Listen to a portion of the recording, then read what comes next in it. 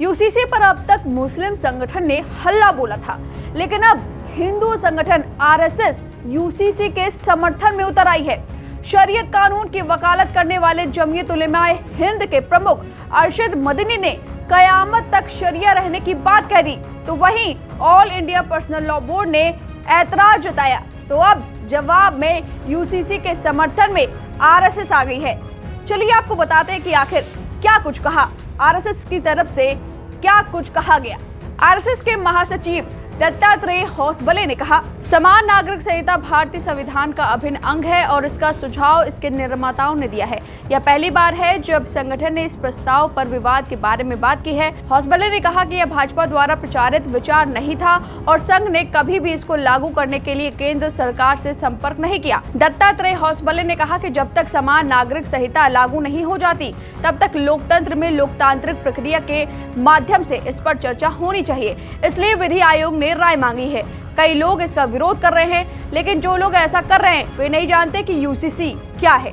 आपको बता दें कि आरएसएस के महासचिव होसबले को राजनीति के साथ हिंदुत्व का प्रयास डॉक्टर श्यामा प्रसाद मुखर्जी की विरासत विषय पर एक कार्यक्रम में हिस्सा लेने के लिए नई दिल्ली में बुलाया गया था। उन्होंने इसी वक्त कहा कि यूसीसी भाजपा का विचार नहीं है, इसका सुझाव संविधान निर्माताओं ने दिया था। यह नीति निर्देशक सिद्धांतों में है। आखिर यह निर्देशक सिद्धांतों में क्यों है?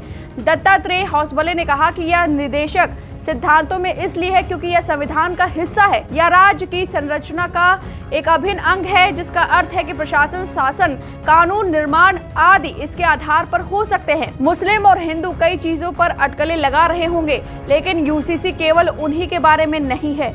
होसबले ने इस बारे में विस्तार से बताया कि कैसे यूसीसी केवल बहुविवाह या मुसलमानों की अन्य सामाजिक प्रथाओं के बारे में नहीं है। यह भरण पोषण, विरासत, उत्तराधिकार, आदिवासियों सहित अन्य से संबंधित सामाजिक और कानूनी मामलों से जुड़ा है।